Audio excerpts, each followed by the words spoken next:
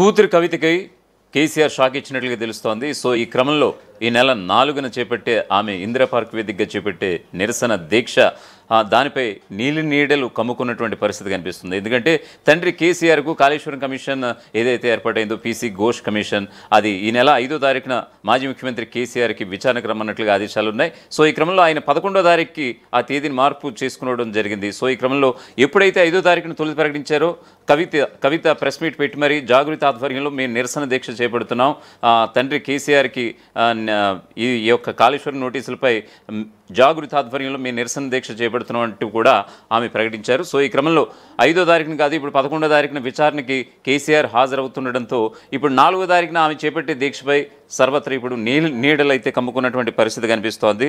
వాస్తవానికి కాళేశ్వరం కమిషన్ ఎదుట హాజరయ్యే తేదీని కేసీఆర్ మార్చుకున్నారు. 5వ తేదీన విచారణకు రమ్మని తొలుత కేసీఆర్కి నోటీసులు పంపగా 11న వస్తానని రిక్వెస్ట్ చేయడంతో కమిషన్ సభ్యులు ఓకే అన్నారు. అయితే తొలుత కేసీఆర్కు నోటీసులు ఎప్పుడైతే ఇచ్చారో వెనువెంటనే దీక్షకు పిలుపునిచ్చారు కవిత. కేసీఆర్కు నోటీసులు ఇవ్వడం అంటే తెలంగాణకి ఇచ్చినట్లేనన్న కవిత కమిషన్ వద్ద కేసీఆర్ హాజరయ్యి ఒక రోజు ముందు ఇందిరా పార్క్లో భారీ ధర్నాకు పిలుపునిచ్చారు. అయితే ఈ నెల 4న జాగృతి ఆధ్వర్యంలో ధర్నా ఉంటుందని అంతా భావించారు. కానీ కేసీఆర్ 5న కాకుండా 11న విచారణకు హాజరు కానుండడంతో కూతురు కవిత చేపట్టే దీక్షపై అయోమయం తలెత్తింది. అయితే కేసీఆర్ విచారణ తేదీ మార్పు వెనుక రాజకీయ కోణం ఉందని కూడా తెలుస్తోంది. కవితకు షాక్ ఇచ్చేందుకే నిర్ణయం తీసుకున్నారని పార్టీలోని చాలామంది అంటున్నారు. పార్టీని ధిక్కరిస్తూ కవిత సొంత కుంపటి పెట్టుకునే దిశగా వెళ్తున్నారని, ఇది కేసీఆర్కి ఏమాత్రం రుచించడం లేదనే టాక్ అయితే వినిపిస్తోంది. బీఆర్ఎస్తో పాటు కేసీఆర్కు కూడా జాగృతి కూడా ఒక కన్ను అని కవిత బాంబు పేల్చడం దుమారాన్ని రేపుతోంది. బీఆర్ఎస్ అధ్యక్షుడిగా కేసీఆర్ మరో రాజకీయ కార్యకలాపాలు నిర్వహించే సంస్థకు ఎలా మద్దతిస్తారన్న ప్రశ్నలు తలెత్తుతున్నాయి.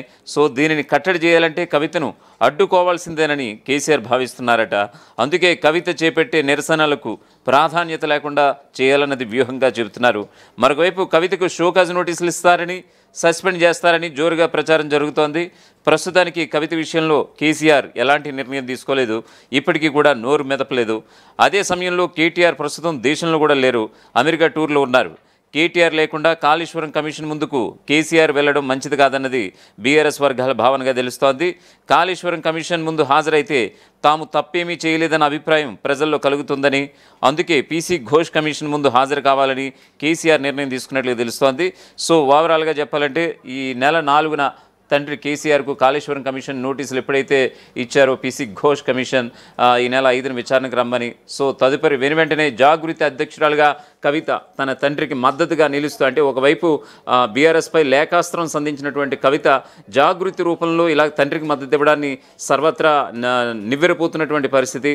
మరోవైపు తన తండ్రి కేసీఆర్కి ఒకవైపు బీఆర్ఎస్, మరొక వైపు జాగృతి, ఈ రెండు కళ్ళంటూ కూడా మీడియా వేదికగా చెప్పుకొచ్చారు. నిజంగా కనుక 4వ తారీఖున కవిత ధర్నా చేస్తే కనుక యొక్క యాంటీ వైబ్రేషన్స్ అయితే ఖచ్చితంగా బీఆర్ఎస్ శ్రేణులకు వెళ్తాయి అనేది చాలా స్పష్టంగా చెప్తున్నటువంటి పరిస్థితి. సో ఓవరాల్గా చూడాలంటే మరి చూడాలి, ఎందుకంటే 11వ తారీఖున తేదీ మార్చుకున్నారు. దీనికి పీసీ ఘోష్ కమిషన్ కూడా ఓకే చెప్పింది, 11వ తారీఖున రండి, నో ఇష్యూ అని కూడా చెప్పింది. సో ఈ క్రమంలో ఈ ముందుగానే ఏర్పాట్లు చేసుకున్నారు, పోలీస్ పర్మిషన్స్ కూడా ఉన్నాయి కవిత చేపట్టే దీక్షకి సంబంధించి. సో ఈ క్రమంలో ఈ యొక్క కవిత దీక్ష నిజంగా వెళ్తుందా, ఆవిడ దీక్షకు దిగుతున్నారా లేదా అనేది కూడా తెలియాల్సి ఉంది. మరి ఆవిడ కూడా ఏమైనా డేట్ చేంజ్ చేసుకుని ఏమైనా 10కి కానీ 9 కానీ పెట్టుకునే అవకాశాలు ఉన్నాయనేది కూడా తేలాల్సిన అంశంగా మనం చెప్పుకోవాలి. ప్రపంచంలో ఏ మూల ఏ క్షణం ఏం జరుగుతుందో వేగంగా తెలుసుకోవడానికి తొలి వెలుగు వాట్సాప్ ఛానల్ని ఫాలో చేయండి.